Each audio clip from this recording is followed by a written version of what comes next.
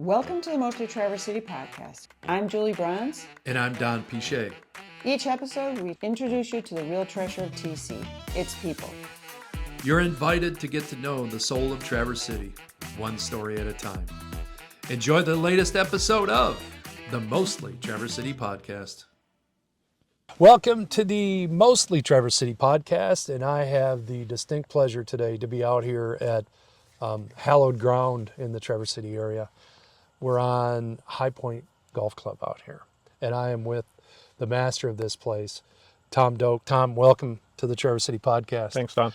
Tom, just maybe briefly tell a little bit about your history with this place and High Point and golf in general. I would guess that most people in this place, unless they're avid golfers, really even know what this is like an epicenter here in Traverse City, and a lot of it's due to you. Tell us about that. I came up here while I was in college to go see Crystal Downs because I'd heard such great things about it. So And that Crystal was Downs is out in Frankfurt. about an hour from here. And it wasn't a very well-known golf course at the time. Now it's one of the 20 best golf courses in America. But back then it was just a sleepy summer club, and not many people in the golf business had ever been there. But I knew it was a Mackenzie course, and I wanted to go have a look. And I wrote the club, and the pro wrote back and said, "Yeah, come out in the spring." So I came my last year of college. I came up here in the spring. Where'd you go to school? I graduated. Cornell, upstate New York. Okay. Really similar climate to here, a little colder and snowier in the winter, but even the Finger Lakes there kind of look like the East and West Bay here. Yeah. I got to be really good friends with the pro at the Downs, and then I came back to visit him 4 or 5 years later, and stayed with him for a few days, and just after I'd been here, Doug Grove, who was the pro at Grand Traverse Resort at the time, called Fred. You can see Doug on the Mostly Traverse City podcast. So Doug called Fred and said, "Hey, I know somebody over here that wants to build a golf course, and they're not going to hire Jack Nicklaus or any of the big name guys, and I just don't want them to hire the same guy that does everything else up here. Want it to be something better. Do you have any ideas?" And Fred said, "Yeah, he was just here." And so I got a reference for my first job when I was 25 years old, and went and met with the client was a guy named Don Hayden, who owned a trucking business downstate and spent his summers up here. And he had always owned this piece of land and thought, part of it was an orchard, but he thought this would be beautiful land to build a golf course on someday. And he finally went past that and actually pursued it. Yeah. And I could tell him not just I was going to design something really cool, but I'd be here to build the golf course and get on a bulldozer to help build it, and it would cost X amount of money, and he let me do it. And here we are, and it's had a little. Don was a great guy. I had a chance to play golf with Don Sr. Yes. Probably a dozen times, and he was a gentleman. And that place, it shook the golf world when that place opened here. I don't know about that. I mean, it got a lot of golf. It attracted attention. A lot of chat. Yeah. Yeah. And then more recently, it's been revitalized. Yeah. The timing was bad. Mr. Hayden passed away about the same time the financial crisis hit. Yeah. And his son, who was not really a golfer, inherited the golf course, and then there was a downturn, and all the courses up here were struggling pretty bad. And he just didn't want to keep it open if it was losing money, so he closed it down. Yeah. And he looked for a buyer. I had a couple of clients that I knew that I asked, "Could you help me save this golf course?" And they said, "Well, yeah, but you can't overpay for it. I mean, it's not worth much in the current environment." So, and Don had just inherited it at a bigger number, so he didn't want to sell it for the lesser number. Right. So he wound up selling it off for a hops farm, which I got a kick out of. I wrote that up for some friends on a website that I go to. Said, "My firstborn has turned to alcohol." My worst dreams come true, huh? And at that point, I'd been really fortunate in my career. I got to build a golf course on the Oregon coast called Pacific Dunes in 2000, 2001, and that's considered one of the best golf courses in America now. And that job led to a bunch of others. So from like 2000 to 2008, I was just piling on one good project after another. So, even though this one was really personal to me, it softened the blow that, yes, I'd gotten to do some really great projects in other places. So I just kind of took it in stride, like, man, that's a shame. Maybe it'll come back someday, but I really didn't know. And then, once they started putting up all the telephone poles to do the hops, I was like, well, I guess not. They actually did more earth moving to build the farm than I did to build the golf course. Isn't that nuts? So I'd given up on it for a long time, but occasionally, I have associates and interns, and they'll come to town occasionally, and I would take them for a walk back here on the back nine because the hops farm hadn't gone back there very much. It's kind of intact. So I could, we could kind of walk the ground like it was when I saw it the first time. Yeah. The native vegetation was growing back. And finally, I guess it was about 5 years ago, I came out here for somebody doing a story for the local magazine. And, he got the permission of the hops farm. I would never do that. I would just go trespass, but they didn't care. They weren't doing anything with the I back remember 40. there's some pretty good deer hunting up on that ridge too. I think Probably. But so I came out, and the guy who ran the farm was here, and he was a golfer, and he remembered the golf course a little bit, but he wasn't from Traverse City, so he hadn't played it. So he was asking me questions about it, and I asked him, well, they've never gone back there, and they've never gone over to the east over there where we own some more property. Are they going to do that? And he said, I don't think so. The farm's really not making money like they thought it was. Any hops anymore. Well, it just, people's taste kept changing, and they thought they were going to be ahead of the curve on that.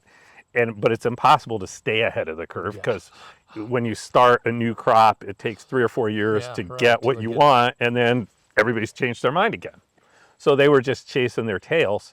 And that's the first time I really seriously thought, hey, well, if they're not going to expand that, there's enough land here to do something with. So, I didn't really pursue trying to develop it, but some of my friends in town knew that I was thinking about it again. And along came Rod Trump, who was trying to buy the Kingsley Club when it went for sale, and didn't realize he was bidding against 3 or 4 other people, so that failed. And he was kind of bumming out about it. And, another local golf pro I know said, well, if you really want to do a golf course up here, you should talk to Tom, because, I think he's got some ideas on High Point. Yeah. So I got a call out of the blue about it. There's how many people in the world can be having the feelings that you get to have about being in this place? And it's unique. One person on the planet that's been able to create, gone, recreate. That's kind of neat. It's really been a different project. I mean, everything I do is unique. Is something that's I get to cherry pick good clients, good pieces of land, things that excite me to do. This one's just a little more personal because the first golf course I was on the bulldozer and shaping all the greens. Now I've got guys that work for me that are faster than me and better than me at that. But we were busy a couple of years ago when this came up, and they all were like running a different project for me somewhere else, and they said, well, you should do the greens again. And I was like, I'm out of practice. I mean, that's a lot of pressure for me to have to do them instead of just pointing at you and letting you. And to be fair, not only was it a lot of pressure, but those guys are really good, and they can, one of the reasons my work is so widely regarded is because they contribute to it. Yeah. And they were all like, no, you do it. Yeah. Not this first one. You can, I get it. I'm sitting here looking out. We're kind of looking to the west. I'm looking to the west. And back in that corner there was hole number 4, I think. Was 4 the Redan hole? Yes. Yeah, just around the corner of the trees. That was my dad, passed away a couple of years ago. My dad made 2 hole-in-ones in his life, one somewhere downstate at a place and one on that golf course. And when he passed away, he had a little, book or whatever where he kept all the stuff, and in there was that scorecard with his hole-in-one on number 4. So I just finally I've been playing golf all my life. I just finally made a hole-in-one this summer for the first Way to time. go. Tell me all about it. I was traveling and I was in Sweden. It was the first day I'd been in Sweden, and at this golf course that's actually like right the southern tip of Sweden called Falsterbo, which I'd read about for years. But and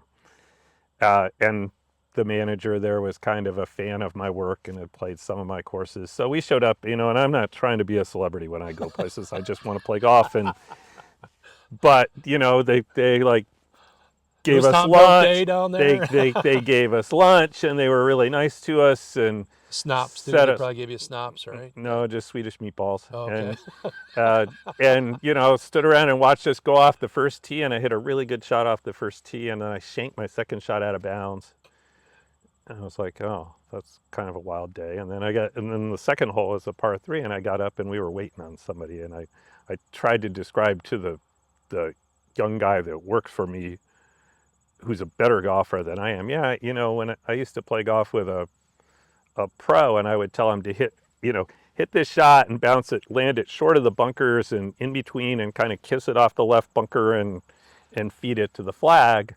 And it would only take him like 1 or 2 shots to do it. Yeah. So we finally got our turn, and he didn't hit that shot, but I hit exactly the shot that I described. And we still, none of us, we've all played golf and don't make holes in one. So, and you couldn't see the bottom of the flag. It was just over this little ridge. So none of us thought twice about that might be in. Right, yeah. Until we got up there, and awesome. It wasn't anywhere else. Yeah, that's awesome. Well, you got that one checked off your list too, huh? What do you love best about what you do? You get to work with a lot of people now. Yeah, and it's 2 things. I mean, trying to figure out how the golf course fits the ground is a puzzle, and I like puzzles. Yeah, okay. I've kind of got an engineering brain, and you can make the puzzle pieces any size and shape you want, but you've got to fit 18 of them on a piece of land and feel like they all fit. And it's not flat land. And usually it's not flat land. Yeah. This is definitely not flat land. Not flat land.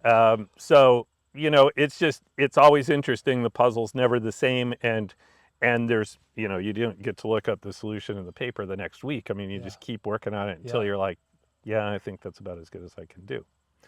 And then, I've got some great people that have been working for me anywhere from 5 to 25 years that help me build the golf courses.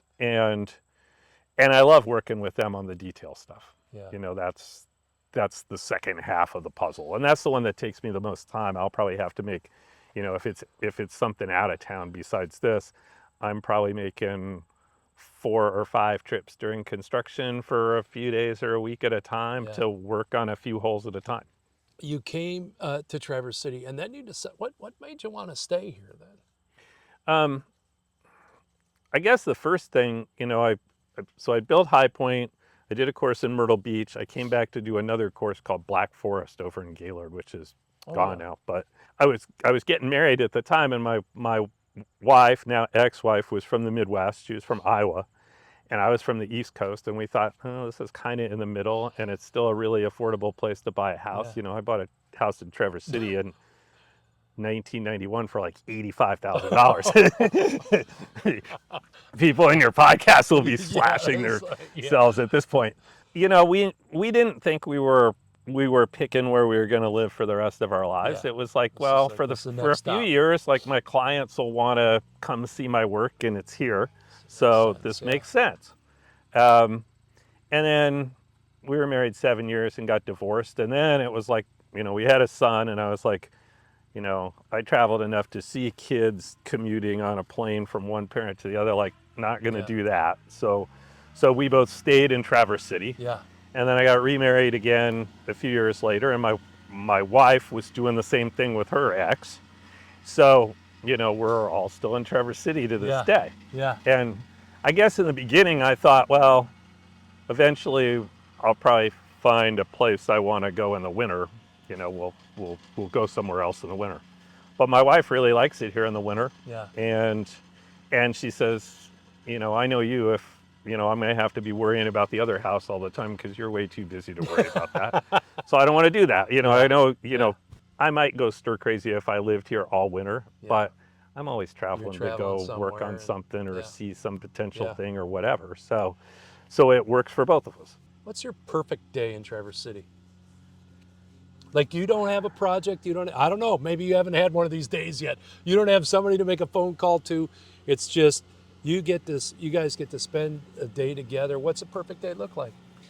We're really homebodies. I mean, we live by the college down at the base of East Bay, and we'll go to the park down there. We'll go for a hike somewhere in the woods close by, but we're not.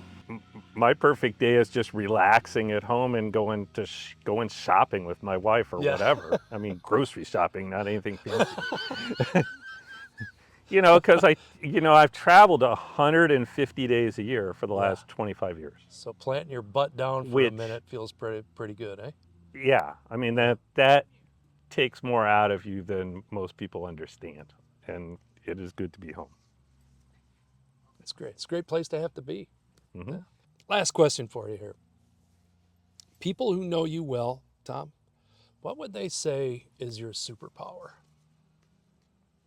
If I were to ask some of the guys on your crew or some of the, Rod or somebody who's known you for a long time, what would they say Tom has this as a superpower?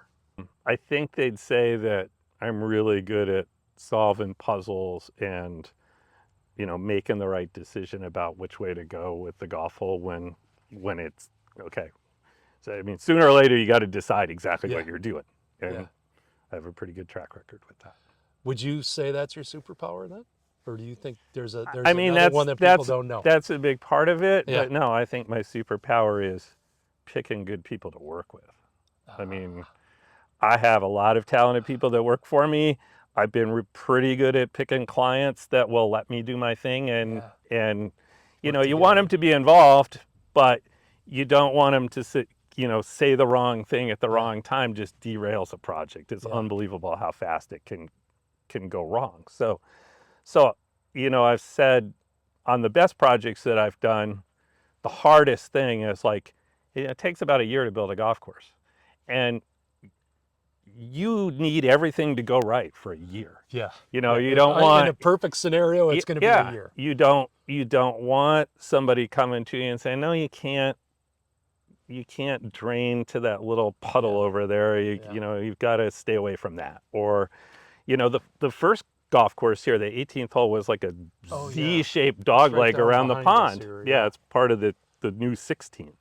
And that was, we anticipated the DNR would tell us where the wetlands were, but I didn't anticipate them. Then they said, okay, so there's the line you can't touch, and here's a 30-foot buffer around it that you also can't touch. And that really just spread things out further and made it a lot harder than I'd anticipated. And it was kind of too late. Yeah. So, yeah, I mean, for everything, to never run into a situation like that for a year is hard to It's accomplish. kind of like, I think the word, we used to say, you were really good at MacGyver and stuff. Be able to figure it out when nobody could figure it out. One of my wife's favorite TV shows of all time. Yeah, maybe that's why she loves you so much.